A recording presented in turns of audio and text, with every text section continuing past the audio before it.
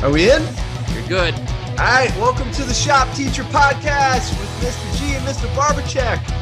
Today we have special guests, Gary and Jack. Gary and Jack, I'm super excited to talk to you guys. Gary, you're a recipient of the Harbor Freight Tools for Schools Prize for Teaching Excellence, which congratulations on that. I know that's a lot of work there on your part. And you got your colleague there, Jack. You guys both work in the same building, correctly? Yep. Yeah. Okay. And just tell us a little bit about your position, what you guys specifically do with the students. And then let's go ahead and jump into this awesome idea that you guys have to better serve our youth. Okay, well, I'm Gary Bronson. I teach industrial diesel mechanics at Laurel Oaks in Wilmington, Ohio. We're with the Great Oaks School District. We have 4 campuses. Ours is a rural campus, located in farm country. I teach 11th and 12th graders, just getting them ready for the heavy equipment industry, diesel mechanics. Nice. That's good. And Jack?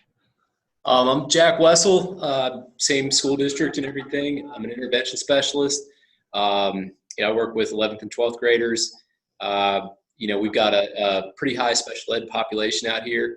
So, we try to help the kids academically, but we're also trying to do things to help them out, to get them to work. And so that's kind of how this program started, was Gary and I getting together on this. Can you expand on what an intervention specialist does? Sure. It's just kind of a different name for a special education teacher, but there's just so much more that we do today. We make sure they've got the fundamentals, they've got, a place to stay, that they're fed, that their needs are met. So we do a lot with, the outreach that the county has, and we do a lot with our counselors. It's just, it's a lot more than old school special ed. We try to keep students in the classroom as much as possible, do inclusion. Obviously, the students are in the labs like Gary's, and we work with them, as much as possible to help them meet all the testing requirements that schools have today, and as much as possible to help them get their certifications so that they can be a mechanic or whatever they're pursuing. Wow. That's really cool. And it's great that you guys are working together. Yeah. What's the origin story behind that? Gary, I don't know. What do you think? Behind Cars for Careers? Yeah, both you guys working together in Cars for Careers was a kind of mutual idea.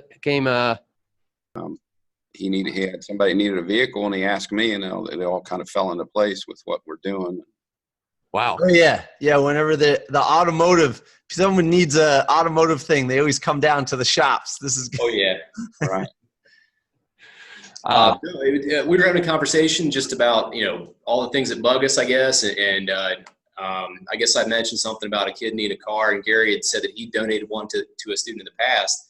And, kind of just started rolling from there. We're saying that, one of the big barriers we face is that, we live out in a rural community, and the kids tend to give up. Like they, maybe they see their folks not working, and, they don't have their temps, and they're 18, they don't have their license. No access to a car or anything like that. But if they had access to that, it really kind of turns them around and gets them thinking and gets them taking their lab and everything else more seriously. So, I don't know. Sorry. No, sorry. I didn't mean to interrupt you, but I think it's super important what you're doing. Just so everybody listening understands what's going on, is that you guys collaborated on a program that I read up on. It's really cool. You guys collaborate on a program where you're getting vehicles into the hands of people that need it in your school. So imagine like you're a student and you're in this rural community, and as Mr. Barbercheck was explaining, there's not much public trans. And I was talking to him earlier about it. It's amazing. What a cool thing. So imagine you're a student, and then like the school cares about you, and you have a program you can work with them on. I mean, that's just like, what a cool thing you guys are doing. Can you guys give us some examples of like how it's working so far? Yeah, Gary, do you want to take this one? Yeah, sure.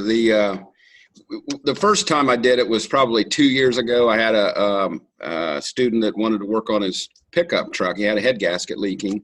And I said, yeah, we'll do it, but we're going to do it properly. We're not going to just slap on a head that we found somewhere. We're going to send the head to a machine shop. and have it checked out to be done properly. And we got into it, and the head was cracked, and that added another $300 or $400 to the bill, and really the truck wasn't worth it. So John Conlon, one of our what's his title, Jack?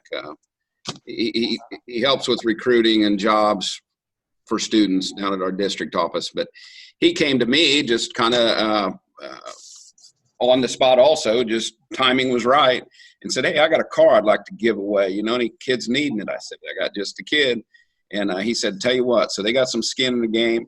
Let's tell him $50 and he can have the car. Well, John turned around and gave me the 50 back to put right back in it. So I went down on a weekend of my time with a trailer, picked it up. It had sat for like 2 years. He had started to put a radiator core support in it and got in probably over his head a little bit, and it just sat. So we brought it back and revived it from the dead, and this student ended up taking it. And it was a good fuel mileage car. But the problem we ran into was he wanted a pickup truck, and he was, you know. I can understand. I have a Ford Ranger. I love it. Yeah, there was nobody giving away $50 pickup trucks. So when you need wheels, you need wheels. Mine's probably worth $50. So. Okay, well, maybe we'll buy it from you and bring it on up. But what ended up happening there was, we went through the brakes and the put a thermostat in. I think we might have put a water pump on it. And it was a turnkey, decent little fuel mileage car. Well, he went over the summer. I was at Skills USA summer camp, and he called me during that week and said, Mr. Bronson, I found a truck I want to trade for. Will you look at it? I said, well, I'm not going to be home until Friday, but I'll come by when I get back and we'll look at it. Well, he couldn't wait, and he traded this off. So we lost all the headroom we made, and he got a truck that was just terrible, terrible shape. And so we lost all that. So that's where with that and what happened the next time that I didn't take the vehicle and give it to the student, but the donor gave it directly to the student, so we were doing it the legal way. It was here and we were fixing it, and then it went to the student. The second time we did it, he ended up, probably seeing that he could get 1,000 more than what he had in it, put in his pocket, and he sold it. So now we put a lien on the vehicle where they cannot sell it. Both of those times before, the students paid for the parts. And the second time, they just paid for the parts, both of them. So this is a cool thing that you're doing. Like, it's an interesting detail. So when I read the document description about it, I didn't realize you could put a lien on something. So me personally, I've given a car to a student, and it wasn't through the school. Like, I had a student that deserved it. He wasn't going to go to automotive college without a ride. And so I said, really? That's what told you back? I said, okay, I got a car in the driveway that I'm not using. I'm going to give it to you. So I gave it to him. But yeah, it's at the risk that he could sell it. I gave it to him for free. And I like what you're doing is that you're doing it. He's got skin in the game. They bought it. Plus, now they can't sell it. And this is a very interesting detail. Can you elaborate on how that works? Well, that was, bringing it to the next level. It's not that we, wanted to charge them monthly payments. It was just to stop, a poverty situation. And I've learned a lot about poverty since becoming a teacher. They tend to worry about today only, and they see a short-term gain where we can put $500 in our pocket or whatever by selling it, and then we're back to no transportation. That's why we wanted to do that, is put a lien on it. It's just for 1 year is what we're doing now. This is constantly evolving. And once that year's up and they've maintained their insurance, that makes us be able to also force them to maintain insurance and follow through with our other stipulations. Like, Jack's doing a little bit of financial counseling, which we've got a pretty cool story with that, where he coached a kid that was about to bury himself in debt and showed the kid what savings can do for you. That's great. What students get involved in is, these buy here, pay here lots, and cars. 25% interest is just insane. We try to not, try to stop them from getting, saddled with a burden like that. Yeah, my students, they get all excited about credit cards. And I give a counterpoint of view. I'm like, listen, I don't think you need a credit card. If you can't afford it, don't buy it. Now, I know there's people that say you got to have credit and whatnot, but if you're getting the credit card and using it like a gift card, that's not how it would set up. And you're going to get I got myself in the debt. I did it. And I pulled myself out, and I've no credit cards for like 10 years. So, but that's not for everyone. That's for me, but I at least give a counterpoint of view. So I'm really happy that I hear that you guys are doing that, because, kids, they're hit with all this advertising and they don't know any better, and their parents have credit cards. So they're like, okay, I'll get a credit card, or I'll put my car on credit. And then boom, before they know it, the bank owns them. Yeah, that's the thing. Doing this program's really opened our eyes to a lot of stuff that goes on. And I'd say that the kid that we work with the most is probably a student who's almost on their own, maybe homeless. And we're trying to start that, we'll go down that road of we kind of suggesting credit cards, but how dangerous they are too. And then, a lot of our students are maybe special needs students as well. So they're dealing with that. But the problem is if they don't have a family that can co-sign, and they can't get to work because they don't have a car, it's like the whole chicken and the egg thing. So the best, from talking with bankers and stuff, I guess the best way to create credit is to get like a secured credit card, and then build credit from there. If you're a kid with no opportunity, nobody else helping you out. But again, like you said, it's like, do I tell them to do that, or do I tell them, hey, you should save somehow? And how do we get, how do I even get the money for them to get a secured credit card? How do we get them money to get insurance, to get even this free vehicle? So we've created a lot of questions by going down this road and trying to help these kids out. But, I think we've had a little bit of an impact. We've helped 9 kids get either their temps or their license since January. Wow. We've given away 1 car. Just to a perfect student who's won a bunch of awards. She just graduated. She's the ultimate success story. And we don't want to, use her like as an advertising piece, but just an amazing kid who's doing great things over here at a local business. Absolutely needed to be able to get to work. And now she's getting to work every day. Just doing amazing work. Go ahead, Gary. That's a story in itself. Not to use her for advertisement, but that was just such a special, we struggled to find the right student. We're working on figuring out how we choose those students also. They got to be in our Clean for My Career program. They have to have good grades and attendance, decent grades. We're not, strict on this by, extreme by any means, but I'm so sorry. Can you guys hear that? They're doing announcements. But Lindsay's her name. She had faced some serious adversity in life, and I will put mine on mute. Living with a family, so kind of she was on her own in a way. That lady even called and talked to our dean and talked about how they had just talked about she wanted a car, and they explained to her that she couldn't afford it, and she was teared up when she called in. And so that was, I got choked up when we gave Lindsay the car. She was just absolutely overjoyed. She said she's never going to sell it.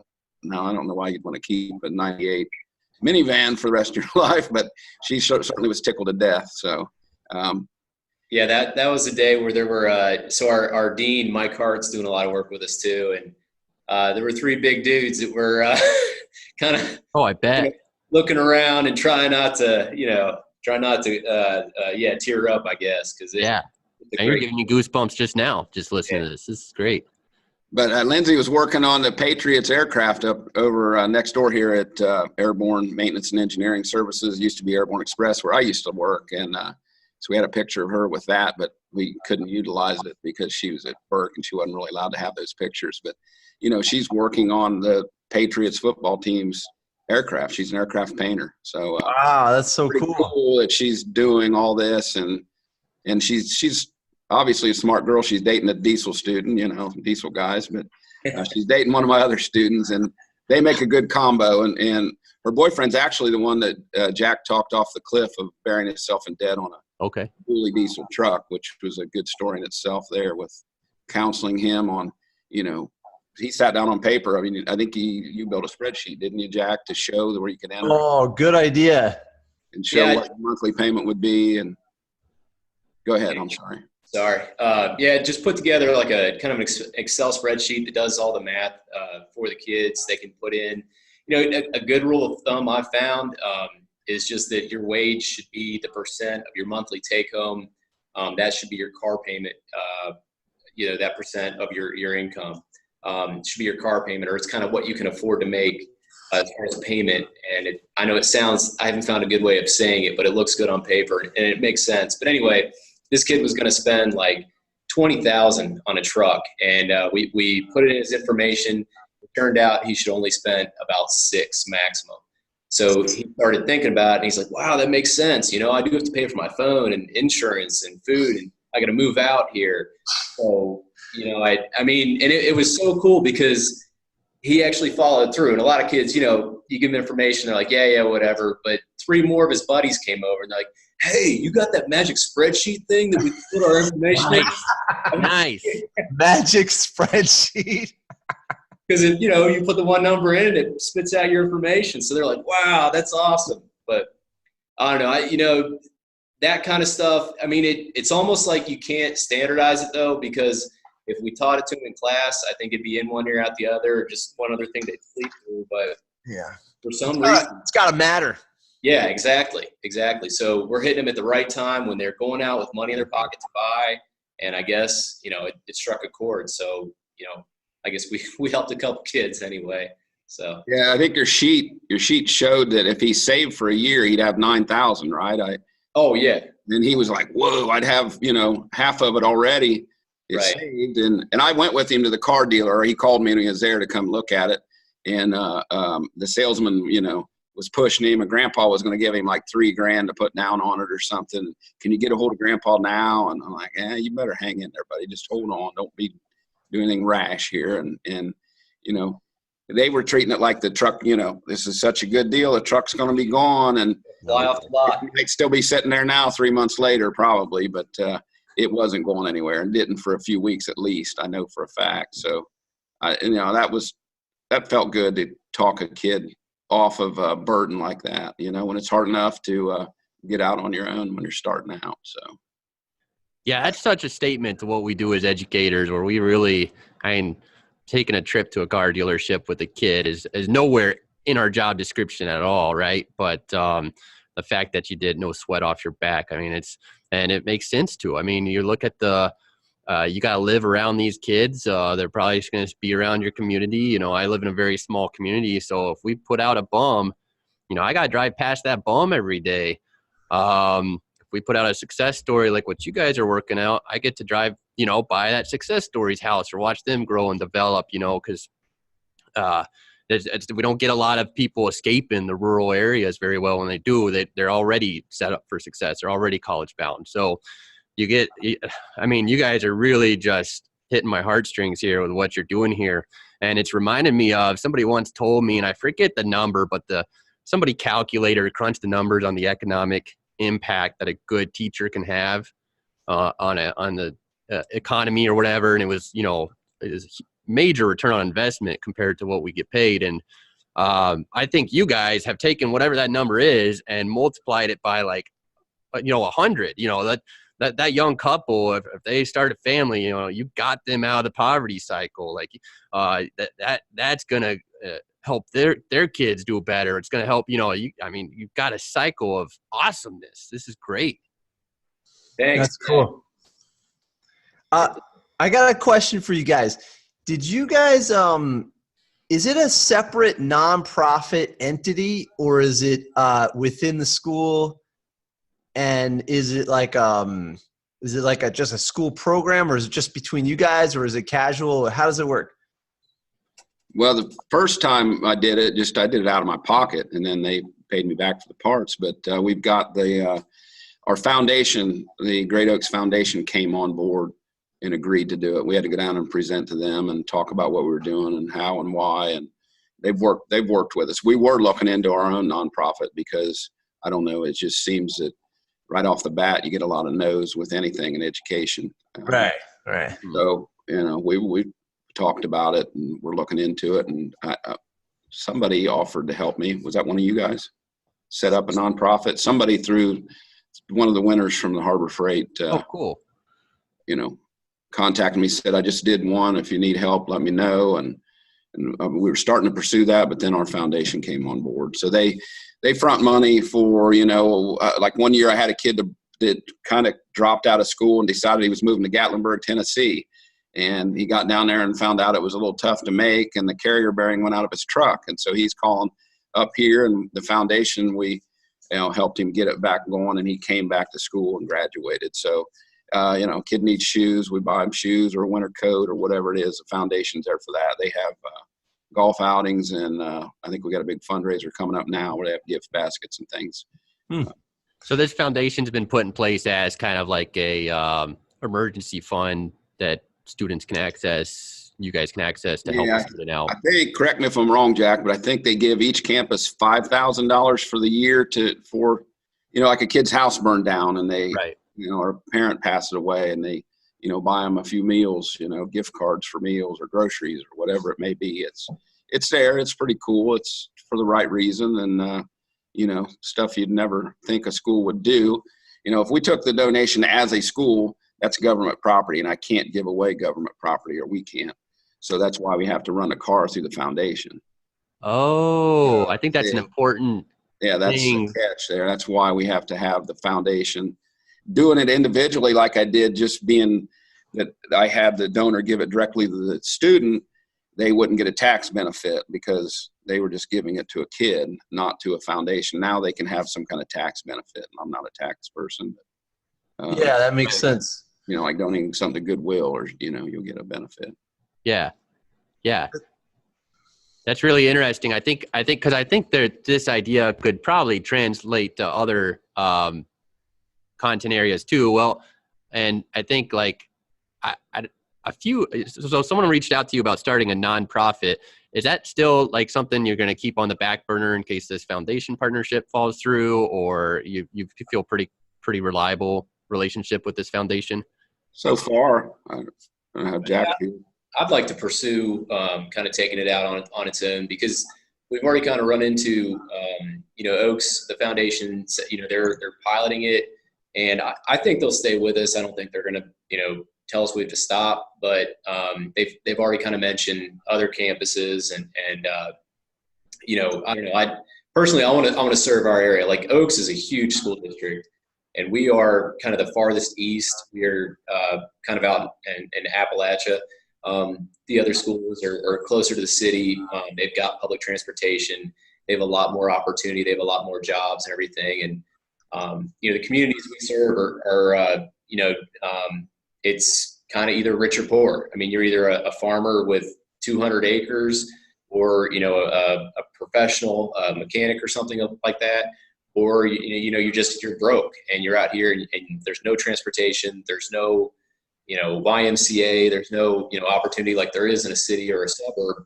So I'd kind of like to, if we could, kind of do our own nonprofit and serve this community a little bit more than I don't know. I hate to sound selfish, but I don't really want to share with the folks who have more opportunities, for the kids and everything. I think it's just needed more out here. So, something to think about. This is my reaction when I read the document. The first thing I thought was, man, nonprofit or entity, like a private entity, not part of the school. And the reason I thought that was not so much like because of the car and the tax situation. I know you need some way to pass that through, right? But also for the structure of it. So like, okay, you guys as educators went out and took a risk and did something above and beyond. Not every educator can do this or wants to, but if they had a structure through your nonprofit that gave you the structure, maybe the car happened some other way, but more information. Basically, I think your concept could be national. This is, not that, I don't know if that's your, goal, but what I'm saying is like when I did it, I had to do it like rogue. I just gave it to the kid, and then the family wanted to meet with me. So I met with the family, and then I did another donation to another student, and I went through a local foundation, but it's kind of like rogue, it's not really, and I'm sure there's teachers that have extra cars, and then it gets strange. Like to give a car to a kid, there's liability that, you know, it's like a little bit, but if your foundation or if your idea like had like a structure that was available to other people and other teachers, they could probably jump on board and maybe, you know, they could find a local, you know, I'm saying the finances is one thing and the how you do it is totally another, you know, and I think you could educate a lot of teachers and maybe more of these transactions would take place. I don't know, just my suggestion. No, that's a really great idea. You know, my last school was just a public high school, and I kind of mentioned it to an administrator once, and they were like, "You're crazy, you know, all the liability, and we'll get sued, and you know, where's the money going to come from?" And you know, I've only been with Oaks 2 years. I'm not a lifelong Oaks guy, but I just can't believe that they have this, honestly. And then our administrators, they're willing to take the risk, and we're a big district. And you think, well, bureaucracy and everybody'd say no, and the foundation will be worried about getting sued. But again, for how big and bureaucratic we are, I'm just super impressed that they let us run with this. I mean, I thought we'd go down to the corporate office and they'd be like, guys, this is, you know, no way we're taking this on. So just the fact that they've backed us has been amazing. So it's been really great. Yeah, like just one more thing I would add, like when I gave I'm glad that's happening. So like when I gave the car to the student's family signed it over, and then he went to college for automotive, 2-year associates, finished it, full-time mechanic. So the whole thing worked out. And yeah, there's people that say to me, oh, well, the risk, don't take the risk. But I mean, I'm risking it on a person. I mean, you know, someone had to somewhere stick their neck out for you somewhere. You know, progress doesn't come from nothing. Right. You got to stand, you know, it's like a staircase. You have to, someone's got to help you. So everything comes with risk. Yeah. Yeah. I think you guys are doing a great thing, and I'm really happy that you're willing to do that. And then you got the support. And then even on the structure on how to do it, that's interesting. I think it's just as valuable as the financial side too. Yeah. That's my 2 cents, you know?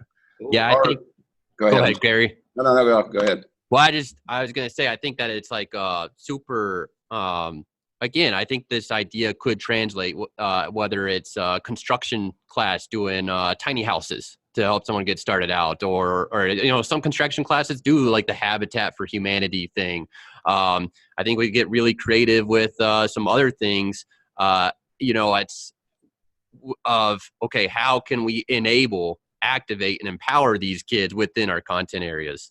Very cool. Right. Yeah, actually, it's funny that you say that. Gary was talking about that with that same student. It was the guy in that couple. I guess his grandfather gave him some land, and Gary was kind of talking to him about, you know, basically building kind of a simple house, and just showing him how, you know, you could do it for what you would pay to rent. And, you know, again, you could come out ahead, you'd own this property, and you'd have equity, and, you know, and basically kind of empowering this kid to start out pretty strong in life. And I think that's what the gap that we're trying to fill is that the students we work with, again, may not have a lot of family resources or family at all in some cases. So, you know, I don't know. It's we're just trying to kind of step in and fill some gaps and try to, like you said, empower them as much as possible, just because, you know, we all had help along the way. I mean, and, you know, I can't imagine if I was 18 and kind of on my own, and, you know, where would I be today if that was the case? So, yeah, just trying to give as much opportunity as possible. Cool. Our second vehicle is almost ready. My students were putting a brake master cylinder on it today. Even bringing these vehicles in has brought in so much real world work that has to be right. And it's not the lab trainer vehicles that have been apart 40 times. You know, they have to struggle. That brake drum's been on there for years. And I like that work too. I like the authentic work. Kids can call it where the parts. They can research what we need. You know, we order it and we fix it. So we're pulling back on the reins a little bit. I don't know if I've let Jack decide that, whether or not we're giving away the one this year, because we really have struggled to find the right students. You know, we think we have a strong candidate, and then they quit coming to school for a while. Unpredictable. Yeah. But my hope is that eventually this starts happening more often and word gets out and it helps with recruiting. I get kids that are driven. They say, hey man, my friend got a car up there or whatever. And, that's a school to go to, whatever we can do to help recruit, I think it'll help there too. So. Yeah, sounds like it. Now, do the kids, when they're working on this and you tell them, hey, this is going to go to a student in need, does that foster a lot of buzz and energy in the room? Is that service-based learning very beneficial for you? Have you seen in the culture? Yeah, I think so. A lot of compassion, even our special needs program that teaches the special, what do I want to say, Jack, more severe special needs. The basic job skills. Well, they'll come over and work with my students and, polish and clean the vehicle. And other people have said that by the Career X students doing that, they see them interacting more with other students in the hallway. And one kid comes over and he's 300 mile an hour and the kids just get a kick out of him because he's just wound. He comes running in the lab, woohoo, I'm in diesel today, and they see that enthusiasm and I did take mine over there one time to work in their lab and kids said, I get it, Bronson. He said, we don't try. We have the ability and don't try. And these kids really struggle and can't get it. They do try. And that was cool that, they recognize that. Wow. I love having those kids around and helping out. And, my kids are compassionate with them, it seems like, and take care of them, look out for them. So. What does your shop look like? Is it how many bays? Give us like an overview. I mean, I'm like, we got like, it's a basement with a garage door. This is, Yeah, mine's pretty small also. It's probably, 75 feet deep. We had a 40-foot bus in there that pretty well plugged up the center. And then there's, about 8 bays along the sides. So I am jam-packed most of the time with all the projects that we're doing. I'm trying to get they've got a new building we're building or adding on actually. And I heard about it at the Chamber of Commerce dinner and the notes from our CEO that they're not sure what program we're going to put in that other high bay. And I'm like, I got the guy right here that needs to go over there because I'm back in a corner where it's hard to back a trailer or big equipment. And we do work on semis and big stuff. So wow. I need somewhere where I can work better. But, we make do with whatever situation we're in. I want to brag about you for a little bit. I studied up on your Harbor Freight Tools for Schools thing, and you're talking about your students with poverty issues. You're talking about students with special needs. But this just popped out right at me when I was reading it up. You got an 87% passage rate for diesel engines, 92% for electrical, 92% for steering and suspension, 96% for maintenance. I mean, kids show up, they're walking out of there with highly employable, marketable stuff. I mean, take the car aside for a second. That's very meaningful and very awesome. But even this alone is very meaningful and very awesome. How long has it taken you to kind of get this program at this peak, at this pinnacle? Well, those are the state web exams. This is my 8th year. I just enjoy what I'm doing, and I think that shows through.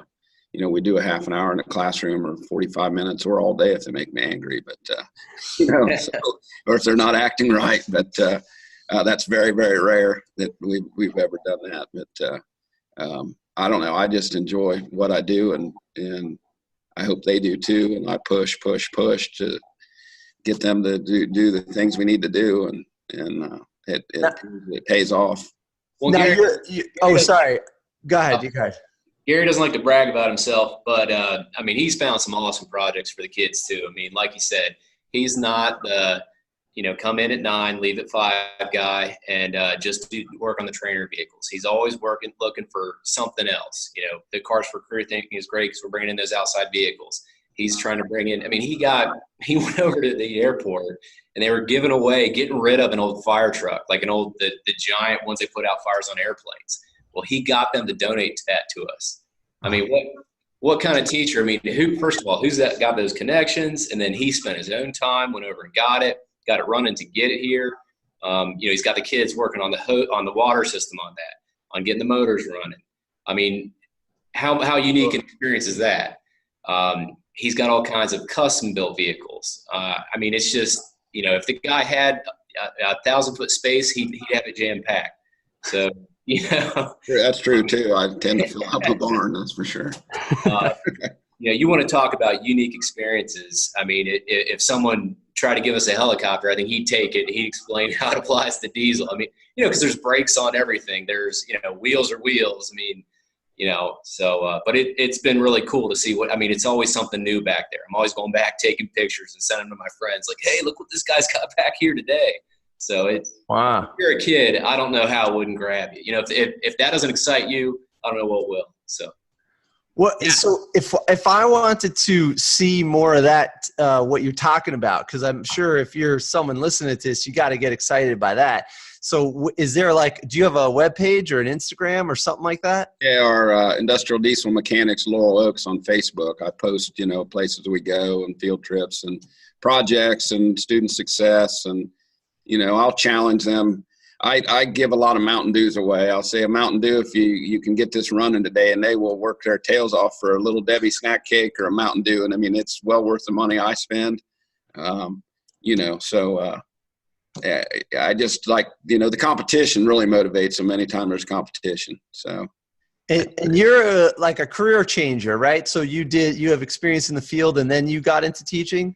Yeah, well, when I went to school at Lincoln Tech in Indianapolis, and I went to a vocational school myself, I lived with my cousin, and she told me back then at 18, I said I wanted to be a teacher someday, and I don't remember that. But at some point back in the late 90s, a friend of mine started teaching here at our other campus down in Cincinnati, and he got me into subbing. So I became a sub in like 1997, and I subbed for almost 10 years off and on. I would work at the airport right next door, and our school is on the airport. And that fire truck, that came from where I used to work. So I had worked on it before and knew a little bit about it, you know, and I'm not knowledgeable about everything on it. But I would work until 6 in the morning, go home, sleep an hour and a half, and then go sub and get off school at 3, and then go sleep for 4 or 5 hours and go back to work. And wow. Because I wanted to get my foot in the door. And lo and behold, it took, you know, until 2011 before I got hired. Right, wait. Subbing on no sleep? No. Yeah, this is, you're on a whole different level. This is, you have infinite patience. That's not easy to do. Yeah.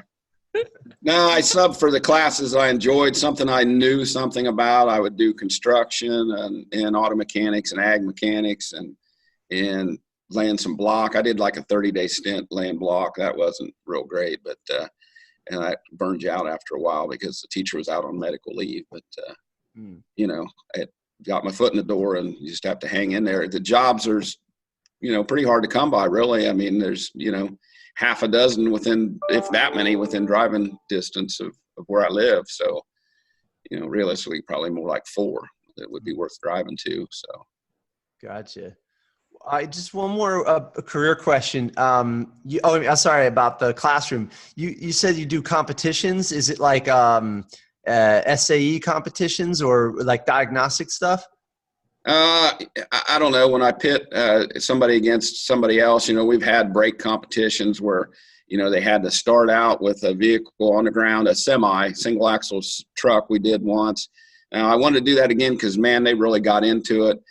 They did like remove all the tires, remove all the brakes, put them all back on, adjusted properly, had to lift it properly. I put a penalty in place if they violated a safety rule or didn't wear their safety glasses. You know, they get a 5-minute penalty.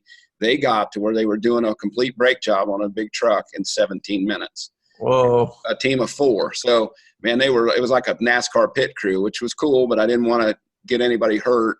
I haven't done that here in the last couple of years, but they do get into anything that they can brag about that they beat somebody. So, you know. So it's like an internal competition. Yeah, well, I think we did get some auto mechanics kids come over. And we did do like a Jeopardy game once between auto mechanics and us. And, of course, that's funny. But, you know, even in the classroom with Jeopardy or what's some of the other Kahoot and those kind of things, you know, they'll fight to the death for a little Debbie cake, like I say. Mrs. Freshly's or Mrs. Staley's, as I call them, from the Dollar Tree for $1. What's a Mrs. Staley? Well, Mrs. Freshly's, but at the Dollar Tree, they're about expired. So on a Staley, I don't know. Money well spent. This is how I survive. The local coffee shop. Yeah. So, like there was an engine one time. It might just be competition. They couldn't figure out why it wouldn't start. And I'm standing back and I see the battery cable laying underneath, like, all right, guys, we're at the tractor pole and this has got to get to the line. We're up to the final pole of the night. You got 10 minutes to get it running, and they're scrambling all around, and they, sometimes they win, sometimes they don't. And I'll, reward them with the Mountain Dew if they find out. Of course, I give them the Mountain Dews before they go to academics. They can go in there. That's awesome. It makes it fun. I'm a big kid myself. I like to have fun, but we got to be serious too. So. I wish I was in your class. This sounds fun, man. Yeah. But one thing I'd like to say about our community here is, back in when I worked at the airport at Airborne Express, this was their hub for the U.S. 10,000 people lost their jobs. DHL bought us out, and about 2 years after that, they ran it into the ground and moved everything back to Cincinnati. So we were in a pretty severely depressed area as far as jobs and job losses. So, that's one of the issues we faced, and me getting kids to go to the city for jobs has been a big, big help. They have to think outside the box and be willing to travel a little bit for some of the better paying jobs. And it's really come back around here. Amazon's starting to fly in out here to the airport, and they're hiring now. I generally have actually more jobs than I have students eligible for those jobs. Oh, wow. That's I think my job is. I think, is to get them out in the work world. That's my ultimate goal, and try to do it the right way. And there's so many options. Even after winning the Harbor Freight Award, C. Ray of Cincinnati contacted me and congratulated me, and wanted to know if I had anybody to work on, boats down on the river. So we're, Cincinnati, Ohio River there's big yachts down there, and that always interested me because I worked at a marina on work placement when I was in high school. So boats have always been a little bit of a passion. So next year we're going to go on a field trip down to Sea Ray of Cincinnati and check that out. Wow. There's so many options. It's not just trucks. My title of my class is Industrial Diesel Mechanics. If I can tie anything to that, we had a 30-foot boat in here and we put engines in, and I got a little bit of gruff from corporate people. Well, that's not a diesel. Well, I had my students post on Facebook that, what did you learn? I learned driveline alignment. I learned closed cooling systems. I learned how to remove broken fittings. An engine swap's an engine swap, whether it's gasoline or diesel going to it. It's something the kids would have never had the chance to work on or experience. It's just something neat that got their attention. And so here's another way I use competition is, I've got kids wanting to give up on something. I'm like, and the seniors always think they're so much smarter than the juniors. Your juniors are dumb. I'm sure you guys have heard that if you teach 2 grades like that. And I'm like, don't worry about it. My juniors can fix it. The juniors, they'll bail you out, and I'll even post that on Facebook. Juniors did it again. They bailed out the seniors, and and little competition, we call auto mechanics light duty land next door, and just a little rivalry we keep going. It's all in fun, but that's good. They go faster, and competition is where it's at, I think. Yeah, I've been doing more competitions. Why didn't I do this earlier? Even small ones, So yeah, that's good to hear because I'm gonna keep going on that route. Yeah. But it sounds like a fun class you run, and you got a lot of passion in it, very obviously, and that's cool, Yeah, good stuff, man. Yeah, you guys got a great thing going over there. And so what's the name of your Facebook page again? Industrial Diesel Mechanics, Laurel Oaks. Industrial Diesel Mechanics, Laurel Oaks. We'll put that in the show notes. If anyone's got an extra helicopter lying around, contact Gary to donate. The airport was wanting to give us a DC-9. I'm like, are you people nuts? Why wouldn't you take that? All the cockpit off of it and make a trainer out of it. You get the computer networking kids to put some monitors in there and make a flight simulator. Come on. Let's do some cool stuff here. That's awesome. It seems like you would never stop, and that's great. My wife could tell you that. So. I got one little tiny. Okay, I don't know why, I've always loved those little tug tractors that drive the luggage around. Do you ever get those in to fix them up? Yeah, we do. We have one for our aviation program they sent over, and we fixed it up for them. I think we put a carburetor on it and a steering gearbox or something. But, is that like a little diesel, or is it a gas? well, this one was a 300 6-cylinder Ford. Some are diesels. We had some at Airborne that were Clark tugs with the Cummins diesel in them. The little 4-cylinder Cummins. The majority would be 250 or 300 6-cylinder Fords. They're governed.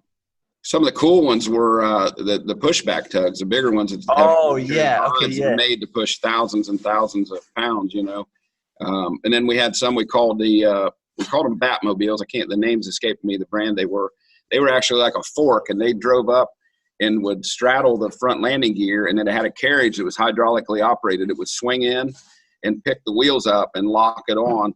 And then the cab would actually rotate, and then you could turn around and watch where you're driving. It was tricky to drive because when you turned left, it would go right if you had the cab in a certain direction. So those are very neat. They're made in Germany, if I remember right. But that's the thing with the airport right next door here. You could work on a weed eater to a 12-cylinder generator set in a building. To a new car to a 1960s snowplow. It's just varied so much that I just enjoyed, the variety and not having to work on just say, new cars at a car dealership all the time.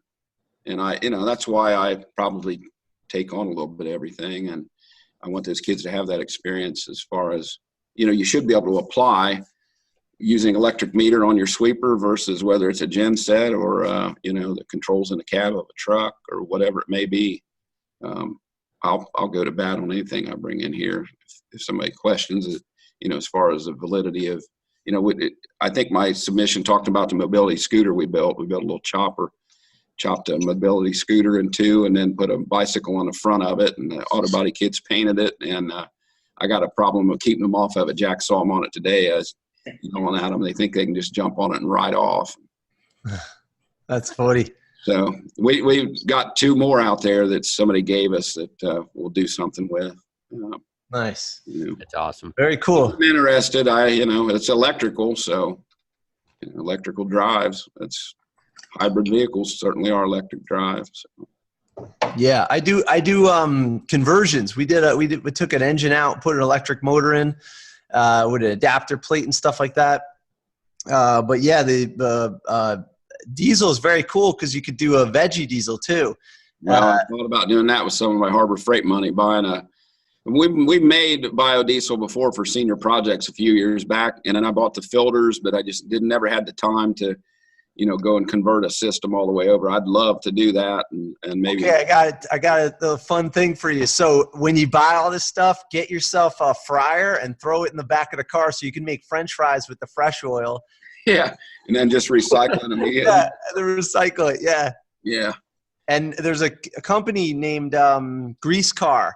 I think they're still in business. They make pretty good kits, stainless steel tanks, and they make all the solenoids and valves and stuff that, so you could start it on diesel and run it on Veggie. And then you're going to go through a lot of filters. So buy extra filters. Yeah, that was the thing. I was going, if I were to do it, I was going to have it so it could switch between the two, and you run and then you purge that vegetable oil out of there. We don't have enough time in the day to do all the things. Yeah, right. No, I'd love to, definitely. Yeah, that's one of the curses of our jobs, right? Gosh, such a plethora of stuff we could be doing, and our brains get to turning. And Ron once told me you can do, would you say you can do anything, but you can't do everything. Right.